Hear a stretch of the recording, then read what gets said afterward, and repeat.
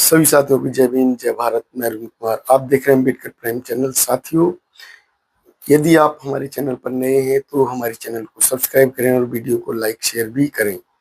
साथियों, बात करते हैं राजस्थान की। राजस्थान में मालाबार सरकारी स्कूल की बिल्डिंग गिरी और बच्चे जो स्कूल के अंदर जो पढ़ने वाले बच्चे थे वो दब गए और उसमें 7 बच्चों की मौत हो गई।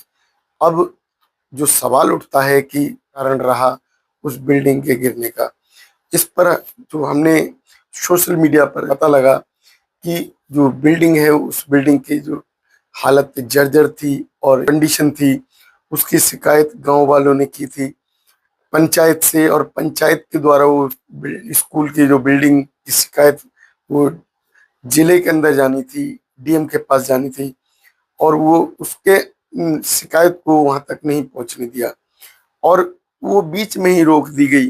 जो लिस्ट बनी, जो जर्जर बिल्डिंगों की लिस्ट में उस बिल्डिंग का नाम ही नहीं है।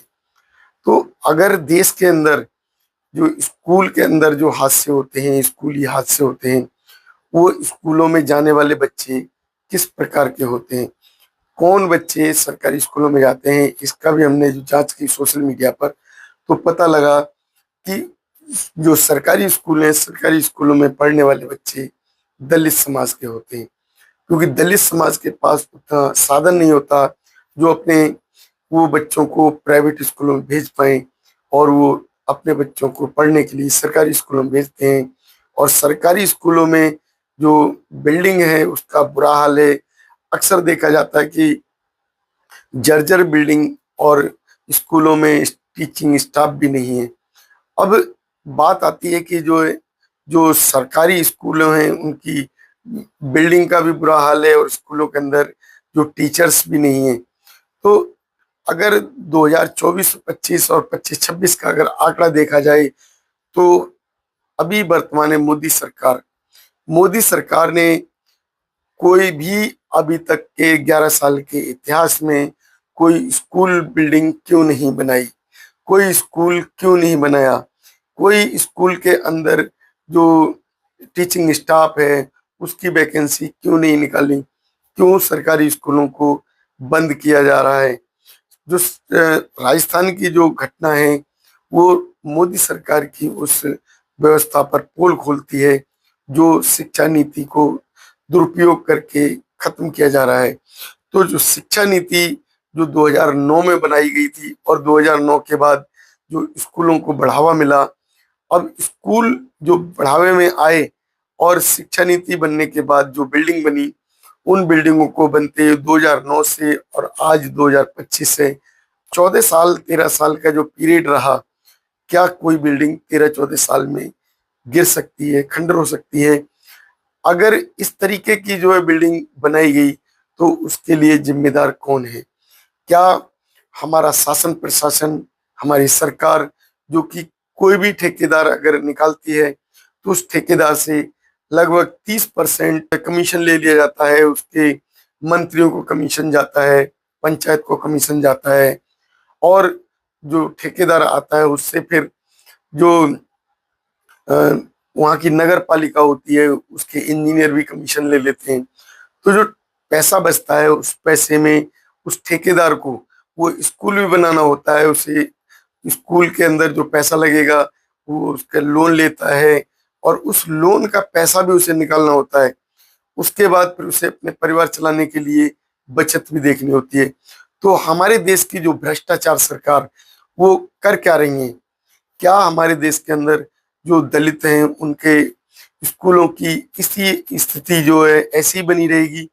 जो 2024 में अगर बात की जाए तो 2024 और का जो बजट है उसमें मोदी सरकार के द्वारा जो शिक्षा नीति को जो पैसा दिया गया, कौशल विकास में एक 1.48 लाख करोड़ रुपए आवंटित किए। अगर 1,48,000 करोड़ रुपए बीजेपी सरकार में शिक्षा नीति पर आवंटित किए गए तो पूरे देश में कोई भी स्कूल क्यों नहीं बना? ये मैं नहीं कह रहा हूं, ये सोशल मीडिया पर जो जो बजट है 2024 का ये बताता है। अब अगर जो है देखा जाए तो जो ये बजट 2025 और 26 में कुल बजट आवंटन में स्कूली शिक्षा और साक्षरता विभाग को 7,85,072 रुपए आवंटित हुए। अब जिस शिक्षा विभाग को 7,85,072.10 जो बजट बना और इतने करोड़ रुपए शिक्षा विभाग को दे दिए गए, तो शिक्षा विभाग की इस नीति के तहत स्कूल क्यों नहीं बनाई जा रही, स्कूलों की बिल्डिंग क्यों नहीं रिपेयर की जा रही, स्कूलों की नई बिल्डिंग क्यों नहीं बनाई जा रही, स्कूलों के अंदर जो शिक्षा का जो स्तर है क्यों गिरता जा रहा है, सरकारी स्कूल क्यों खत्म होते जा रहे हैं और सरकारी स्कूलों में जो पढ़ने वाले बच्चे गरीब समाज के ही बच्चे क्यों होते हैं।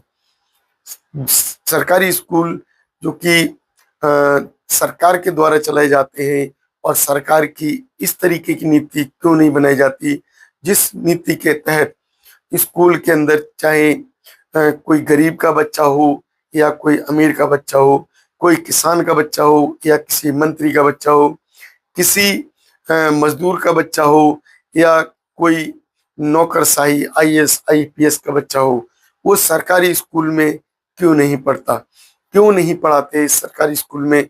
और यही एक सबसे बड़ी वजह है कि सरकारी स्कूलों को बंद किया जा रहा है, सरकारी स्कूलों की बिल्डिंगों का ध्यान नहीं दिया जाता, सरकारी स्कूलों के टीचरों की भर्ती नहीं निकाली जाती, सरकारी स्कूलों के जो जो व्यवस्था है उसकी जो क्वालिटी है उस पर कोई ध्यान नहीं दिया जाता, क्योंकि सरकारी स्कूलों में पढ़ने वाले बच्चे गरीब परिवारों के होते हैं, दलित परिवारों के होते हैं। हम लोग ये देखते ही नहीं है, हम लोग वोट करते समय ये भी नहीं सोचते हम किसको वोट कर रहे हैं, क्योंकि जो लोग हमारे लिए शिक्षा नहीं दे सकते, हमारे लिए स्वास्थ्य नहीं दे सकते, अस्पताल नहीं बनवा सकते, हमारे लिए रोजगार नहीं दे सकते, फैक्ट्रियां नहीं बनवा सकते या सरकारी नौकरियां नहीं निकाल सकते, उन्हें खत्म कर रही है, तो हम ऐसी सरकार को वोट करते ही क्यों हैं। क्यों हम लोग ऐसी सरकार के विरोध में नहीं जाते जो सरकार हमारे लिए कार्य ही नहीं करती। क्यों नहीं हम लोग अपनी सरकार बनाते हैं जो सरकार हमारे लिए काम करे। क्यों नहीं हम अपने समूह की, अपने समाज की सरकार को वोट करते हैं। अगर हम 87% होते हुए भी अगर आज शिक्षा से दूर हैं तो ये इसका कारण हम खुद हैं। राजस्थान के अंदर जो सरकारी बिल्डिंग गिरी, इस बिल्डिंग की जो घटना है उसने झकझोर कर रख दिया, दिखा दिया कि सरकारी संस्थान, सरकारी स्कूल किस तरीके से काम करते हैं, सरकारी स्कूलों के लिए किस तरीके से नीतियां बनाई जाती हैं।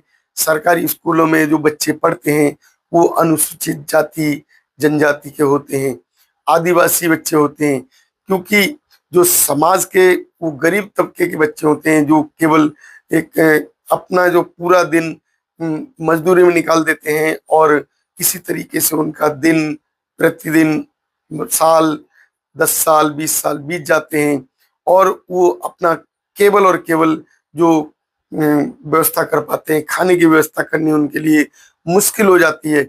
ऐसे बच्चे प्राइवेट स्कूलों में क्यों पढ़ाएं, कैसे पढ़ाएं, ये बात सोचने की सामने आती है। लेकिन ये जो सरकार है ये पूरी तरीके से ये SC ST OBC समाज को, जो कि गरीब समाज है, गरीब वर्ग है, उसको अनपढ़ बनाकर रखना चाहती है। उस समाज को विकास करने ही नहीं देना चाहती। उस समाज के जो मंत्री हैं, MLA MP हैं, वो किस तरीके से समाज को बर्बाद कर रहे हैं, समाज को धोखा दे रहे हैं। हम जिस मंत्री को लेकर आते हैं और जिस मंत्री को हम चुनकर लाते हैं वो मंत्री SC ST OBC गरीब समाज के जो नीतियां हैं क्यों नहीं बनाता, उनकी नीतियों पर काम क्यों नहीं करता, क्यों उनके समाज के आज स्कूल बंद हो रहे हैं, क्यों उत्तर प्रदेश में अभी वर्तमान में जो है 5000 स्कूलों को बंद कर दिया गया। क्या जो शिक्षा नीति हमारे देश की इसी तरीके से है।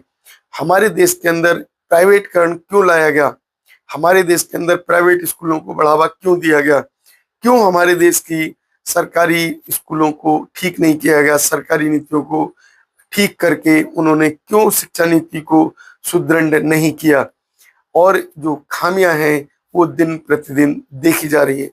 इसका नतीजा मिला हमें राजस्थान के मालाबार स्कूल में।